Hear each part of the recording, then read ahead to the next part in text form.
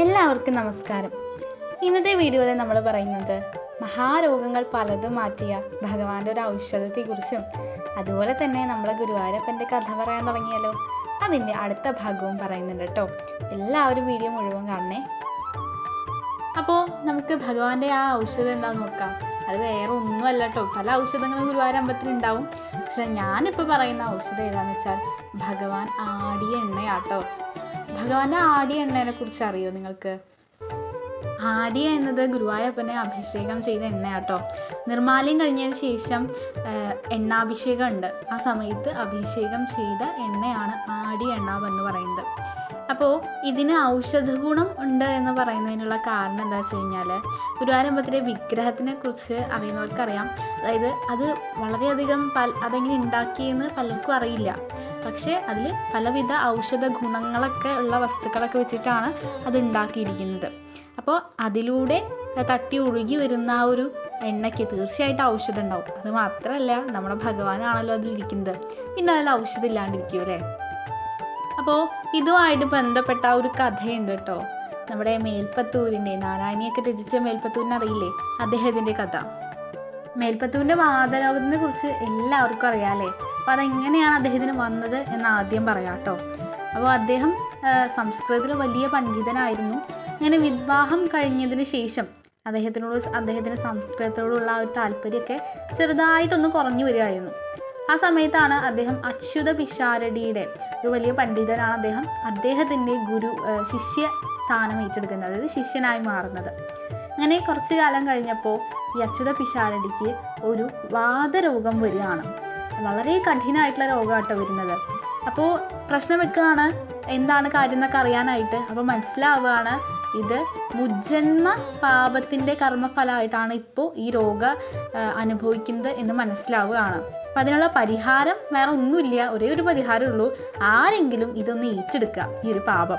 അങ്ങനെയാണെങ്കിൽ അദ്ദേഹത്തിന് ആ രോഗം, അച്യുത പിഷാരടിക്ക് ആ രോഗം മാറിക്കിട്ടും. അല്ലാതെ വേറെ ഒരു മാർഗവും ഇല്ല എന്ന് മനസ്സിലാവുകയാണ്. അപ്പോൾ ഇതറിഞ്ഞ മേൽപ്പത്തൂർ ഭട്ടതിരിപ്പാട് അത് ഏറ്റെടുക്കുകയാണ്. അദ്ദേഹം സ്വയം തൻ്റെ ഗുരുവിൻ്റെ ആ ഒരു അസുഖം ഏറ്റെടുക്കുകയാണ്. അങ്ങനെ അദ്ദേഹം മന്ത്രങ്ങളൊക്കെ ചൊല്ലി തന്നിലേക്ക് ആ ഒരു അസുഖം ആവാഹിക്കുകയാണ്. അങ്ങനെ പിന്നീട് ഈ ഒരു സമയത്ത് അച്യുത പിഷാരടിക്ക് ആ ഒരു അസുഖങ്ങളൊക്കെ ഇങ്ങനെ കുറഞ്ഞു വന്നു. പക്ഷെ അതേ സമയം മേൽപ്പത്തൂരിന് ഈ അസുഖങ്ങളുടെ ലക്ഷണങ്ങൾ കണ്ടു തുടങ്ങി. അങ്ങനെ അസുഖം മൂർച്ഛിച്ചു. ഈ ഒരു സമയത്ത് അദ്ദേഹം പല മരുന്നുകളും മറ്റൊക്കെ ഉപയോഗിച്ച് നോക്കുന്നുണ്ട്. പക്ഷെ ഒന്നും കൊണ്ടും ഒരു ഫലം ഉണ്ടാവുന്നില്ല. അങ്ങനെ അവസാനം അദ്ദേഹം ഗുരുവായൂരപ്പനിൽ ശരണം പ്രാപിക്കുകയാണ്. അങ്ങനെ അദ്ദേഹം തീരുമാനിക്കുകയാണ് 100 ദിവസങ്ങൾ കൊണ്ട് ഭഗവാന് ഒരു നല്ലൊരു കൃതി അങ്ങനെ എഴുതി കൊടുക്കണം എന്ന് തീരുമാനിക്കുകയാണ്. അങ്ങനെ അദ്ദേഹം എഴുതാനായിട്ട് തുടങ്ങുകയാണ്. അങ്ങനെ അദ്ദേഹത്തിന്, ഞാൻ പറഞ്ഞല്ലോ, നല്ല അസുഖമാണ് അദ്ദേഹത്തിന് വന്നത്. അതുകൊണ്ട് എഴുതാനൊക്കെ ബുദ്ധിമുട്ടുണ്ട്. എന്നാലും പരമാവധിക്ക് എഴുതാൻ നോക്കി. അങ്ങനെ 3-ാം ദിവസം ആവുകയാണ്, 3-ാമത്തെ ദശകം എഴുതുന്ന ദിവസം.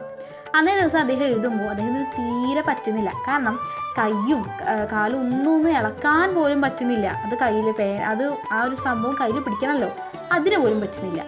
അങ്ങനെ അദ്ദേഹം ഭഗവാനെ വിളിക്കുകയാണ്, എനിക്ക് ഇതൊന്ന് എഴുതണം ഭഗവാനെ, എന്നെ സഹായിക്കണം എന്ന് പറയുകയാണ്. ആ സമയത്ത് ഈ മേൽപ്പത്തൂരിരിക്കുന്ന ഗുരുവായൂർ അമ്പലത്തിൻ്റെ അവിടെയാണല്ലോ. ആ സമയത്ത് മേൽശാന്തി ഭഗവാനെ പൂജയൊക്കെ കഴിഞ്ഞ് എണ്ണാഭിഷേകമൊക്കെ കഴിഞ്ഞ് ഒരു കയ്യിൽ എണ്ണയും അതുപോലെ തന്നെ മറ്റേ കയ്യിൽ കളഭവും ഒക്കെ പിടിച്ചിട്ട് വരികയാണ് പുറത്തേക്ക്. അപ്പോൾ അവിടെയുള്ള ഭക്തജനങ്ങൾക്കാണ് സാധാരണ അങ്ങനെ കൊടുക്കാറ്. അങ്ങനെ ഈ 2 കിലോ ഓരോ സാധനങ്ങൾ വെച്ച് വരികയാണ്. അങ്ങനെ ഭഗവാൻ നിശ്ചയിച്ചെന്ന പോലെ അത് മേൽപ്പത്തൂരിന് കൊടുക്കുകയാണ്. അങ്ങനെ മേൽപ്പത്തൂര് ഈ ഒരു എണ്ണ എന്ന് പറയുന്നത് കാലിൻ്റെ അവിടെയൊക്കെ തേക്കുകയും അതുപോലെ തന്നെ ഈ ഒരു കളഭം ശരീരത്തിലും തേക്കുകയും ചെയ്യുകയാണ്. അങ്ങനെ അദ്ദേഹത്തിന് ഒരു ചെറിയ ശമനം ഉണ്ടാവുക കേട്ടോ. മൊത്തമായിട്ടൊന്നും മാറിയിട്ടില്ല, പക്ഷെ അത് എഴുതാൻ സാധിക്കുന്ന തരത്തിൽ അദ്ദേഹത്തിന് ആ ഒരു ആ എണ്ണയും ഇത് തേച്ചുകൊണ്ട് തന്നെ അങ്ങനെ സാധിക്കുകയാണ് അദ്ദേഹത്തിന്. പിന്നെ അദ്ദേഹം ഇതുപോലെ തന്നെ അദ്ദേഹത്തിന് 100 ദിവസം പൂർത്തീകരിക്കാൻ സാധിച്ചു. പക്ഷെ അപ്പോഴൊന്നും അദ്ദേഹത്തിൻ്റെ രോഗം പൂർണ്ണമായിട്ട് മാറിയിട്ടുണ്ടായിരുന്നില്ല കേട്ടോ. അതിനൊക്കെ വേറെ കഥയാണ്. എന്തായാലും എണ്ണയുടെ മഹത്വത്തിനെ കുറിച്ച് നിങ്ങൾക്ക് എല്ലാവർക്കും മനസ്സിലായി എന്ന് വിചാരിക്കുന്നു. ഞാനിപ്പോൾ ഈ പറഞ്ഞ കഥ മേൽപ്പത്തൂരിൻ്റെ, എല്ലാവർക്കും അറിയുന്ന മേൽപ്പത്തൂരിൻ്റെ പ്രസിദ്ധമായിട്ടുള്ള കഥയാണ്. അപ്പോൾ അതുകൊണ്ടാണ് ഞാൻ ഈ കഥ തിരഞ്ഞെടുത്തത്. പക്ഷേ ഇത് മാത്രമല്ല, ഇന്ന് ജീവിച്ചിരിക്കുന്ന ഒരുപാട് പേർക്ക് ഈ അനുഭവം ഉണ്ടായിട്ടുണ്ടാവും. അത് അവരോടൊക്കെ ചോദിച്ചു കഴിഞ്ഞാൽ മനസ്സിലാവും. സർവ്വരോഗശമനത്തിനും. ഇത് ചെറിയ പനി മുതൽ അങ്ങനെ നമുക്ക് ഉറപ്പിച്ച് പറയാൻ പറ്റില്ല കേട്ടോ. ഇത് അങ്ങനെയല്ല, നമ്മൾ ഭക്തിയോട് കൂടിയിട്ട് അത് ചെയ്ത് നോക്കാം. അങ്ങനെയാണ്. എനിക്കതൊരു ചെറിയ അനുഭവം ഉണ്ടായിട്ടുണ്ട്. ചെറിയൊരു അസുഖം വന്നപ്പോൾ ഇത് ഞങ്ങൾ ചീട്ടാക്കിയിട്ടൊന്നല്ല, ചന്ദനം കിട്ടുന്ന അവിടെ പ്രസാദം പോലെ ഈ ഒരു എണ്ണ കിട്ടും. വളരെ കുറച്ചുണ്ടാവുള്ളൂ, ഒരു സ്പൂൺ അങ്ങനെ ഉണ്ടാവുള്ളൂ. അത് തേച്ചിട്ട് എനിക്ക് ചെറിയൊരു അസുഖം മാറിയിട്ടുണ്ട്. അപ്പോൾ അതെന്തായാലും പറഞ്ഞു എന്നുള്ളൂ. എന്തായാലും എല്ലാ രോഗത്തിനും ഇതൊരു പ്രതിവിധിയാണ് എന്ന് പറയാം. പക്ഷെ അത് ഭക്തിയും വേണം, അതുപോലെ തന്നെ ഭഗവാൻ നിശ്ചയിക്കണം. മേൽപ്പത്തൂര് തേച്ചപ്പോൾ അദ്ദേഹത്തിൻ്റെ അസുഖം പൂർണ്ണമായിട്ടൊന്നും മാറിയിട്ടുണ്ടായിരുന്നില്ല.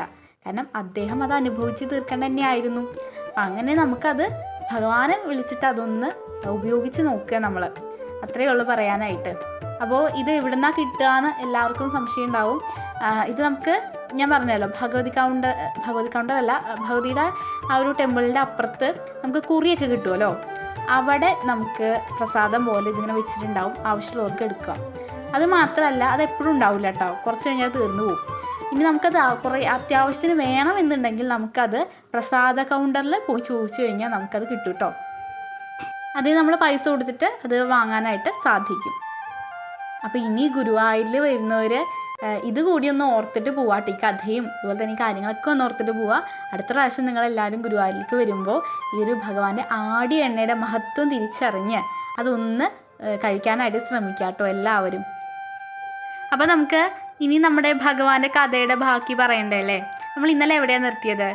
ഇന്നലെ ഭഗവാന് മധുരയിലേക്ക് തിരിക്കുകയാണ്. ഗോപികുമാർക്കൊക്കെ വലിയ വിഷമമാവുന്നുണ്ട്. അവരൊക്കെ അവിടെ ആ ദുഃഖം വേറി ജീവിക്കുകയാണ്. ഭഗവാൻ മധുരയിലേക്ക് പോവുകയാണ്. അങ്ങനെ ഈ യാദവന്മാർ അവരുടെ കൂടെ വന്ന ഗോപന്മാരുണ്ടല്ലോ, അവർക്കൊക്കെ നല്ല ക്ഷീണമുണ്ട്. കുറേ ദൂരം രാവിലെ തുടങ്ങിയ യാത്രയാട്ടോ, വൈകുന്നേരം ആവാറായി സമയം. അങ്ങനെ അവർ കുളിക്കാനായിട്ട് പോവുകയാണ്, ആ ഒരു ക്ഷീണം ഒന്നും അങ്ങോട്ട് മാറ്റാനായിട്ട്.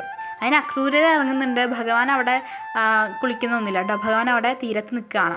അങ്ങനെ കാളിന്തി തീരത്താണ് ഇവർ കുളിക്കാനായിട്ട് പോകുന്നത്. അങ്ങനെ അക്രൂരർ കുളിക്കാനായിട്ട് കാളിന്തിയുടെ അവിടേക്ക് ഇങ്ങനെ പോയ സമയത്ത് ഭഗവാൻ തൻ്റെ ഒരു വൈഭവം കാണിച്ചു കൊടുക്കുകയാണ്. എന്താണെന്നറിയോ? ഭഗവാൻ ആ ഒരു മഹാവിഷ്ണുവിൻ്റെ രൂപത്തിൽ പാലാഴി ദൃശ്യം കാണിച്ചു കൊടുക്കുകയാണ്. അതായത് ഭഗവാൻ അനന്തൻ്റെ മുകളിൽ മഹാവിഷ്ണുവായിട്ട് അങ്ങനെ അനന്തശയ്യയിൽ കിടക്കുകയാണ്. അവിടെ ഭഗവാന്റെ കാലിൻ്റെ അവിടെ മഹാലക്ഷ്മി ഇരിക്കുന്നുണ്ട്. ആ ഒരു എല്ലാവരും കാണാൻ കൊതിക്കുന്ന ആ ഒരു ദൃശ്യം കാണിച്ചു കൊടുക്കുകയാണ്. അങ്ങനെ ഇത് കണ്ടിട്ട് അക്രൂരർ ഒരിക്കലും ഇത് പ്രതീക്ഷിച്ചിട്ടില്ലല്ലോ. അക്രൂരർ ഇത് കണ്ട് ഞെട്ടി, കണ്ണൊക്കെ തുറച്ചു പോയി, അങ്ങനെ നിൽക്കുകയാണ്. അക്രൂരർ പ്രാർത്ഥിക്കുന്നുണ്ട്. അങ്ങനെ അദ്ദേഹത്തിന് ആ ദൃശ്യം മാഞ്ഞു പോയപ്പോൾ അദ്ദേഹം തിരിച്ച് കരയിലേക്ക് കയറി വരികയാണ്.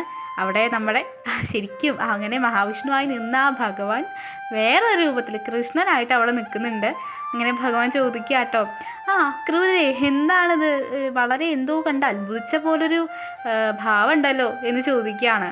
അക്രൂരർ ഭഗവാനെ ഇങ്ങനെ തുറച്ച് നോക്കുക കേട്ടോ. കാരണം എന്താ, ഈ ഭഗവാനെ തന്നെയല്ലേ ഞാനിപ്പോൾ കാളിന്തിയിൽ കണ്ടത്, അങ്ങനത്തെ രീതിയിൽ നോക്കുകയാണ്. ഭഗവാനാണെങ്കിൽ ഒന്ന് കളിയാക്കാൻ, ഭഗവാനെ എല്ലാം അറിയാലോ, കണ്ടു എന്നൊക്കെ അറിയാം. ഭഗവാൻ കളിയാക്കാൻ എന്തോ കണ്ടോന്ന് അത്ഭുതം സംഭവിച്ചൊരു ഭാവം ഉണ്ടല്ലോ അക്രൂരരെ, എന്താ കണ്ടേന്ന് ചോദിക്കുകയാണ്. അക്രൂർ ഒന്നും മിണ്ടിയില്ല കേട്ടോ. ഭഗവാനെ നമസ്കരിച്ചിട്ട് അക്രൂര് പിന്നെ യാത്ര തുടരുകയാണ് അവർ. അങ്ങനെ വൈകുന്നേരം, ഞാൻ പറഞ്ഞല്ലോ വൈകുന്നേരം ആയി തുടങ്ങിയിട്ടുണ്ടായിരുന്നു. അപ്പോൾ നല്ല സന്ധ്യ ആയിരിക്കുന്നു. അവർ മധുരയിലേക്ക് എത്തുകയാണ്. മധുരയിൽ എല്ലാവരും വണ്ടി ഇറങ്ങുകയാണ്, തേരിൽ നിന്നൊക്കെ ഇറങ്ങുകയാണ് എല്ലാവരും. അങ്ങനെ ഗോപന്മാരെല്ലാവരും അവർ കൊണ്ടുവന്ന ഇതൊക്കെ ഉണ്ടായിരുന്നല്ലോ, വെണ്ണയും കാര്യങ്ങളൊക്കെ ഉണ്ടായിരുന്നല്ലോ, അതൊക്കെ ഇറക്കി വെക്കുകയാണ്. ആ തിരക്കിലേക്കാണ്. അങ്ങനെ അക്രൂര് ഭഗവാനോട് പറയുകയാണ്, അങ്ങീ മധുരയിലേക്ക് വന്നല്ലേ, എൻ്റെ ഭവനത്തിലേക്ക് ഒന്ന് വരണം എന്ന് ചോദിക്കുകയാണ്. അപ്പോൾ ഭഗവാൻ പറയുകയാണ്, ഞാൻ തീർച്ചയായിട്ടും വരാം, പക്ഷെ ഇപ്പം അല്ല. ഇപ്പം നമ്മൾ പ്രധാനമായിട്ട് എന്തിനാണ് വന്ന്? കംസനെ കാണാനല്ലേ. നമുക്ക് കംസ മഹാരാജാവിനെ കണ്ടിട്ട് അതിനുശേഷം ഞാൻ തീർച്ചയായിട്ടും അക്രൂരുടെ വീട്ടിൽ വന്നിട്ട് ഉണ്ണുന്നുണ്ട് കേട്ടോ എന്ന് പറയുക കേട്ടോ. അപ്പോൾ അക്രൂരർക്ക് മനസ്സിലാവുകയാണ് ഭഗവാൻ എത്രയും പെട്ടെന്ന് കംസ മഹാരാജാവിനെ കാണണേ, എന്നാലേ ഭഗവാന്റെ അവതാര ലക്ഷ്യം പൂർത്തിയാക്കാൻ പറ്റുള്ളൂ. അങ്ങനെ അക്രൂര് ശരി എന്ന് പറഞ്ഞ് പോവാണ്. അങ്ങനെ അക്രൂരർ ഈ ഒരു കംസ മഹാരാജാവിനെ അറിയിക്കുകയാണ്, ഞങ്ങൾ കൊണ്ടുവന്നിട്ടുണ്ട്, ഭഗവാനെ കൊണ്ടുവന്നിട്ടുണ്ട്, കണ്ണനെ കൊണ്ടുവന്നിട്ടുണ്ട്. അങ്ങനെ ആ കാര്യങ്ങളൊക്കെ അറിയിക്കാനായിട്ട് പോവുകയാണ്. അതേസമയം നമ്മുടെ ഭഗവാനാണെങ്കിലോ ബലരാമനെ ഇട്ട് ആ ഒരു അവിടെ ചുറ്റും കാണാനായിട്ട് പോവുകയാണ്. അവിടെ എന്തൊക്കെയുണ്ട് നോക്കുമ്പോൾ മധുര എന്ന് പറയുന്നത് അത്ര മനോഹരമായിട്ടുള്ള സ്ഥലമാണ്. മധുരയിൽ എല്ലാവരും ഈ ഒരു വൃന്ദാവനം പോലെ തന്നെയാട്ടെ ഏകദേശം മധുര. കാരണം എല്ലാവരും വളരെ സുന്ദരികളും സുന്ദരന്മാരുമാണ്. പിന്നെ അത് മാത്രമല്ല, ഒരു ഗ്രാമത്തിൽ നിന്ന് പെട്ടെന്ന് ഒരു നഗരത്തിലേക്ക് വന്നൊരു ഫീലാണ്. വളരെയധികം കലാപണികളും അങ്ങനെ അവിടുത്തെ വീടുകൾ കാണാൻ നല്ല ഭംഗിയുണ്ട്. കുറേ പണികളും കൊത്തുപണികളും കാര്യങ്ങളൊക്കെ ചെയ്തിട്ടുള്ള കൊട്ടാരം, അങ്ങനെ വളരെ മനോഹരമാട്ടോ മധുര. ഇനിയാണ് ഭഗവാൻ മധുരാലീലകൾ ആടാൻ പോകുന്നത്. ഭഗവാൻ ബലരാമേട്ടനായിട്ട് പോയിരിക്കുകയാണ്. എന്തിനാ? ഓരോരുത്തരെ കണ്ടിട്ട് ഓരോ കാര്യങ്ങൾ ചെയ്യാനായിട്ട്. വൃന്ദാവനത്തിലെ ആൾക്കാർ എന്തായാലും ഭഗവാന്റെ ലീലകളൊക്കെ അറിഞ്ഞു. ഇനിയിപ്പം മധുരത്തെ ആൾക്കാരും അറിയണം. അത് കഴിഞ്ഞിട്ട് എത്രയും പെട്ടെന്ന് പോയി കംസ മഹാരാജാവിനെ കാണണം. എന്നിട്ട് തൻ്റെ അവതാര ലക്ഷ്യം പൂർത്തിയാക്കണം. കാര്യങ്ങളൊക്കെ മനസ്സിൽ വെച്ച് ഭഗവാൻ നടക്കുകയാണ്. അങ്ങനെ ഭഗവാൻ കുറേ പേരെ കാണുന്നുണ്ട് കേട്ടോ. അതൊക്കെ അടുത്ത വീഡിയോയിൽ പറയാം. എന്തായാലും മധുര വിവരണവും അടുത്ത വീഡിയോയിൽ പറയാം കേട്ടോ.